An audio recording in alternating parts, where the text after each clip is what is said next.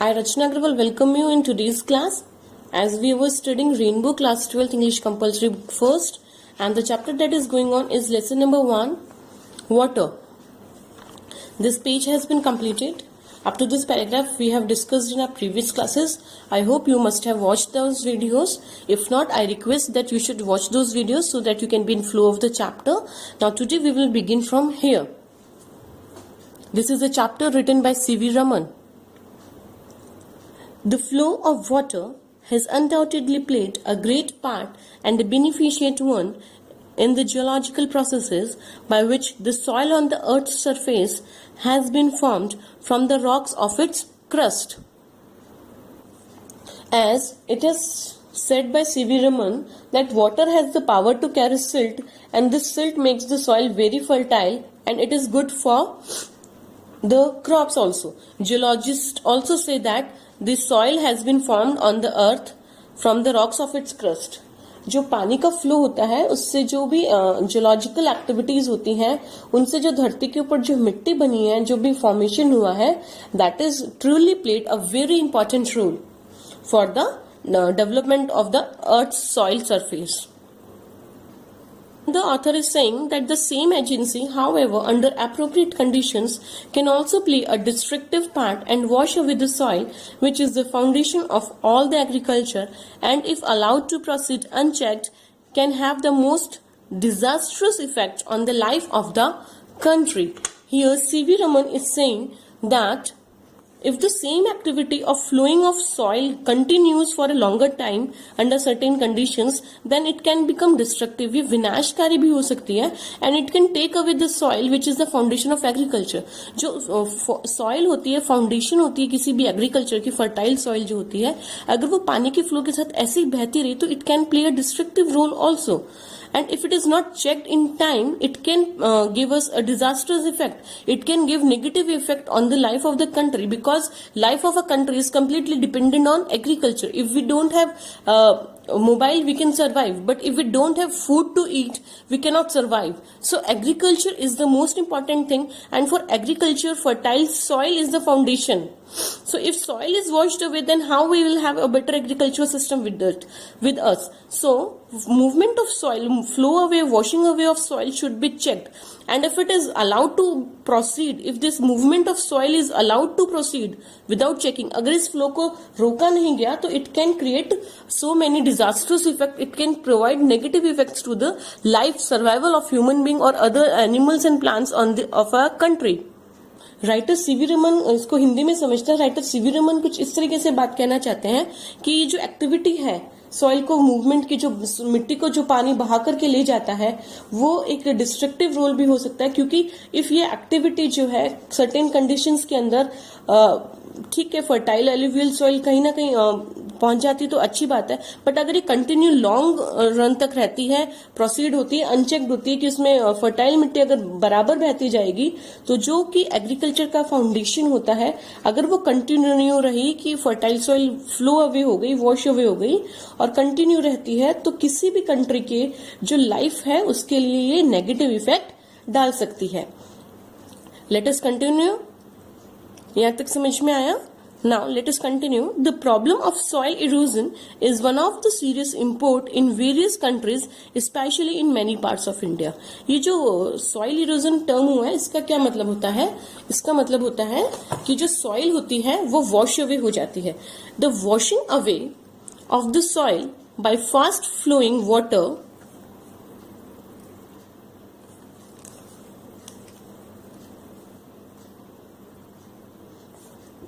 Is called soil erosion. पानी के बहाव के साथ में जो फर्टाइल मिट्टी होती है वो वॉश अवे हो जाती है, वो फ्लो अवे हो जाती है, उसको हम लोग कहते हैं soil erosion. The problem of soil erosion जो है वो बहुत एक सीरियस प्रॉब्लम है बहुत सारी कंट्रीज के लिए, और स्पेशली इंडिया के तो बहुत सारे पार्ट्स के अंदर सॉइल इरोजन की प्रॉब्लम जो है वो एक सीरियस प्रॉब्लम हो जाती है. The conditions under which it occurs and measures by which it can be checked are deserving of the closest study. ये बताना चाहते हैं कि जो सॉइल इरोजन की जो प्रॉब्लम है कि कुछ कंट्रीज के अंदर तो बहुत ज्यादा ये सीरियस प्रॉब्लम है, स्पेशली इंडिया के अंदर, और जहां पे ये सिचुएशंस हैं वहां पे जिन रीजंस की वजह से सॉइल इरोजन हो रहा है उनके ऊपर भी डिटेल्ड स्टडी करने की जरूरत है, क्लोजेस्ट स्टडी करने की जरूरत है कि वो जो रीजंस है जिनकी वजह से सॉइल इरोजन हो रहा है, अक्कर होता है सॉइल इरोजन, उनको स्टडी की जरूरत है और जो मेजर्स अपनाए जाने चाहिए, जो उपाय अपनाए जाने चाहिए जिनकी वजह से सॉइल इरोजन को चेक किया जा सकता है। तो ये एक गहरे अध्ययन, एक डीपर रिसर्च की जरूरत है इसकी स्टडी के लिए, ताकि इसको इसके कॉज एंड इफेक्ट को हम लोग रोक सके सॉइल इरोजन को। Soil erosion occurs in successive steps, the earliest of which may easily pass unnoticed. जो सॉइल इरोजन की प्रोसेस होती है, जो शुरू की स्टेप्स होती है, उनमें तो पता चलता ही नहीं है, अर्ली स्टेप्स में नहीं पता चलता है। जब वो लार्ज स्केल पे हो जाता है, जो नेक्स्ट स्टेप में आ जाता है, स्टेज में आ जाता है, तब पता चलता है कि अच्छा सॉइल इरोजन हो चुका है। अर्लीस्ट स्टेज में तो वो उसका पता भी नहीं चलता है, अननोटिस्ड फॉर्म में वो सॉइल इरोजन हो जाता है और फर्टाइल सॉइल जो है वो वॉश अवे हो जाती है। इन लेटर स्टेजेस जब उसको हम आइडेंटिफाई कर पाते हैं सॉइल इरोजन को, the cutting up and washing away of the earth is only too painfully apparent. Apparent का मतलब होता है क्लियर, स्पष्ट, in the formation of deep gullies and ravines. Gullies का मतलब क्या होता है बच्चों? गलीज का मतलब होता है जो डीप नालियां, जो जैसे आप कह सकते हैं वो होती है, और रेवेन्यूज का मतलब होता है जैसे गड्ढे वगैरह बने हुए होते हैं, गहरे गड्ढे बन जाते हैं, उनको रेवेन्यूज कहते हैं। तो formation of deep gullies and ravines which make all agriculture impossible.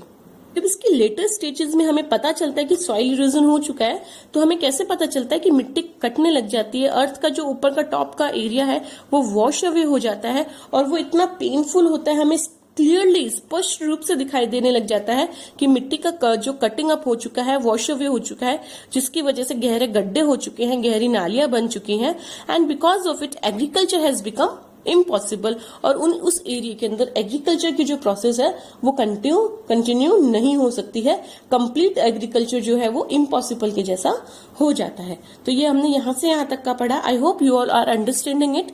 अगर आपको कहीं पे भी कोई वर्ड नहीं समझ में आ रहा हो, कोई टर्म नहीं समझ में आ रहा हो, you can ask with me, asking in comment box में आप अपना question you can ask, you can put your question in that and you will be answered. Let us continue. Sudden burst of excessively heavy rain resulting in a large run of surplus water is the principal factor in causing soil erosion. Contributory causes are the slope of the land, removal of the protective coat of vegetation, the existence of ruts along which the water can flow with rapidly gathering momentum, and the absence of any checks to such flow. Understand what these line means? यहाँ पे CV Raman what does he want to say? Here he wants to say कि जैसे soil erosion हो जाता है, washing away of the soil हो जाता है, तो क्या होता है कि sudden burst of excessively heavy rains. When there are heavy rains, the surplus water जो होता है, जो extra water होता है, वो main cause हो जाता है। Principal factor मतलब होता है कि main cause हो जाता है soil erosion का। When there are heavy rains, the extra water जो होता है वो run करता है with a greater speed. Greater speed के साथ में वो मूव करता है, and it washes away huge quantities of the earth soil. तो उसके वजह से जो सॉइल इरोजन के ये जो मेन रीजन है वो हेवी रेन है। And contributory causes, contributory means जो अदर कॉजेज होते हैं सॉइल इरोजन के, वो कुछ इस तरीके से है। The number 1 is the slope of the land. Land का जो ढलान होता है उसकी वजह से भी सॉइल इरोजन हो जाता है। Then the next one is removal of the protective coat of the vegetation. जो वनस्पतियां, जो पेड़ पौधे जो होते हैं, उनकी जो नेचुरल एक लेयर होती है वेजिटेशंस की, वो वॉश अवे हो जाती है, वो रिमूव हो जाती है, जिनकी वजह से भी सॉइल इरोजन होता है। Then is the existence of ruts. जो बड़ी बड़ी नालियां जो होती हैं वो भी एक रीजन हो जाती है, जिनकी वजह से पानी जो है ग्रेटर स्पीड, मोमेंटम मतलब होता है कि ग्रेटर स्पीड के साथ में जो है पानी मूव करता है। रन ऑफ मतलब बहना बहुत तेज तरीके से। कंट्रीब्यूटरी का मतलब मैंने आपको बताया, जो अदर रीजंस होते हैं सॉइल इरोजन के, उनके लिए यूज हुआ है। और रट्स मतलब जैसे कि कोई भी लीकेज वगैरह जो होती है, बड़े गड्ढे या नालियां जो लकीरें जो होती हैं, वो हो जाता है। तो इस तरीके से इसके ये आ जाता है। और जो नेक्स्ट पॉइंट है, absence of any check to such flow, excess जो पानी फ्लो हो रहा है उसको चेक करने के लिए कोई भी हमारे पास में मेजर्स नहीं है, वो एब्सेंट है। कोई भी उपाय जो रीजंस को स्टॉप करने के होने चाहिए वो हमारे पास में नहीं है। तो वी कैन से कि जो सॉइल इरोजन है उसका जो मेन रीजन है वो हैवी रेन्स है, और जो अदर रीजंस है, कंट्रीब्यूटरी जो रीजंस है, जैसे कि स्लोप ऑफ द लैंड हो गया, जैसे जमीन की ढलान हो गया, या जो पेड़ पौधे हैं उनके ऊपर जो एक नेचुरल प्रोटेक्टिव लेयर होती है उसका रिमूव हो जाना, या ऐसे नालियों का हो जाना जिससे पानी जो है वो ज्यादा मोमेंटम के साथ में, ज्यादा स्पीड, रैपिडली मतलब जल्दी से स्पीड के साथ में पानी बह जाता है नालियों के अंदर, और जो है कि हमारे पास में किसी भी इस तरीके के फ्लो को रोकने के लिए कोई प्रोटेक्टिव मेजर नहीं होना, कोई उपाय का नहीं होना। सो उसकी वजह से सॉइल इरोजन जो होता है वो ज्यादा हो जाता है इंडिया के अंदर। Incredibly large quantities of precious soil can be washed away if such conditions exist and is unhappily too often the case। की वजह से हम लोग मतलब कह सकते हैं, we are not happy to mention it here, कि incredibly that can not be believed कि लार्ज क्वांटिटी जो होती है सॉइल की, प्रीशियस एलिमेंट्स की जो होती है वो वॉश अवे हो जाती है, वो इन सब रीजंस की वजह से बह जाता है। And it is very often, ये बार बार कंटिन्यूअसली हमारे यहाँ अक्सर होता ही रहता है। ये हम लोग डिस्कशन जो कर रहे हैं सॉइल इरोजन का, इंडिया के अंदर कंटिन्यूअसली अक्सर ये होता ही रहता है। अविश्वसनीय रूप से जो large quantity of precious soil है वो वॉश अवे होती ही रहती है। इट्स नॉट कि कभी वंस इन अ वाइल होता है, it is quite often. Often means frequently happening of the event. The menace मतलब होता है danger. The menace which soil erosion presents to continuance of successful agriculture is an alarming one, and in many parts of India calling urgently for attention and preventive action. The terracing of the land, the construction of the bunds to check the flow of water, the practice of contour cultivation and the planting of appropriate types of vegetation are amongst the measures that have been suggested.